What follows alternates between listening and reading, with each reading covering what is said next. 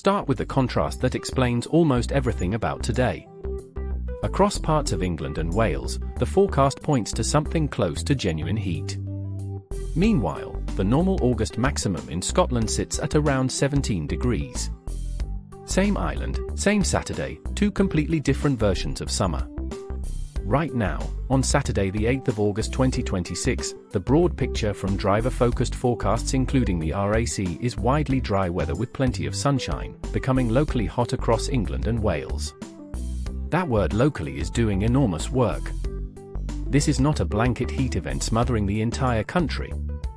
It is a pattern where the warmest air pools in very specific places, usually well inland, while other regions have a pleasant but unremarkable day. So if you are planning today around a single national headline, you will almost certainly get it wrong. The useful question is not what is the UK doing today. It is what is your postcode doing today. So why does a day like this happen? The usual engine behind widely dry, sunny UK weather in August is high pressure, which simply means air sinking towards the ground rather than rising. Rising air is what builds cloud and rain. Sinking air does the opposite, it dries the atmosphere out and suppresses cloud formation, which is why you get those long, uninterrupted sunny spells. It also acts as a shield, nudging Atlantic weather fronts north and west around the edges of the country. That single mechanism explains the north to south split you are seeing. Southern and central England sit under the strongest sinking air, with long daylight hours baking the land surface. Scotland lies closer to the front, sliding past the top of that shield, so it stays cooler and cloudier. It also explains the coastal effect. Sea temperatures around Britain in August are typically in the mid-teens, so onshore breezes can drag the perceived temperature down sharply within a few miles of the shore. This did not appear overnight, and the sequence matters. Last weekend was noticeably messier.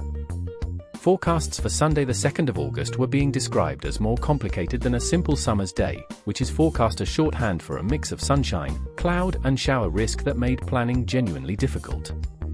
Across the working week, from Tuesday the 4th of August onwards, the pattern steadily consolidated into something more settled.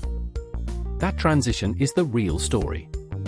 When a changeable regime gives way to a stable one, warmth accumulates, because each successive sunny day heats the ground a little more, and that heat feeds back into the air above it.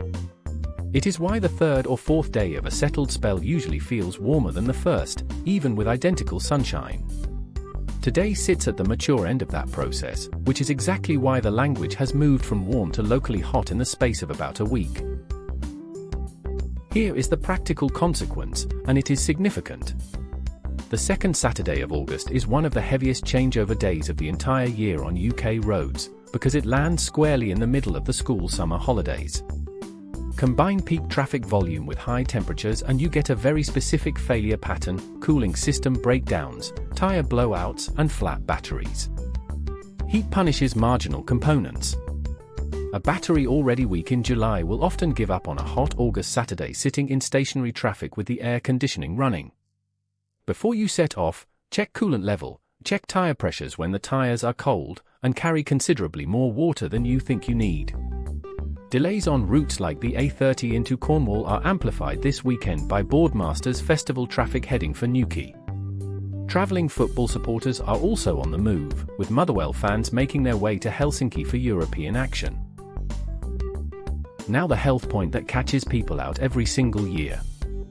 Ultraviolet strength has almost nothing to do with how warm it feels. UV is driven by how high the sun sits in the sky and how much cloud is in the way. In early August in the UK, the sun is still high, and today's clear skies remove the natural filter. The result is that the burn risk peaks between roughly 11 in the morning and 3 in the afternoon, which is precisely when most people are outdoors at a beach, a festival, or a barbecue. Critically, this applies in cooler regions too. A breezy 17-degree day in Scotland removes the discomfort that normally tells you to seek shade, so people stay out longer and burn without realizing. Water, pale sand, and light-colored pavements reflect UV upward, effectively giving you a second dose from below. Sun cream, shade at midday, and a hat are the genuine priorities today. Let us make this concrete region by region. Central and southern England, along with parts of Wales, sit in the warmest zone, and inland spots away from any coastal influence will record the day's highest readings. That is where the locally hot description genuinely applies. Coastal strips are the important exception. If an onshore breeze develops, seaside towns can feel dramatically cooler than a town 20 miles inland, sometimes by 5 to 8 degrees. Northern England generally sits in between, warm and bright but without the same intensity. Scotland is the clearest contrast, with typical August maxima around 17 degrees, closer to a pleasant summer's day than a hot one. The practical lesson is about expectation management. If you are driving north today, the clothing you packed for a hot southern morning may be badly wrong by mid-afternoon. Layers are not a cliché on a day with this much regional spread, they are simply correct. So where does this go next? The immediate bonus of a high-pressure day is the night that follows it. Clear skies mean strong stargazing conditions, and the timing is excellent, because the Perseid meteor shower is building through this week towards its annual peak around the 12th and 13th of August. Tonight is a legitimate opportunity if you can get away from street lighting, and it takes about 20 minutes for your eyes to fully adapt to the dark. Looking further ahead, detailed week-ahead coverage is available through outlets including the BBC, with hourly data extending roughly 14 days out. The pattern to watch is the classic endpoint of a hot settled spell.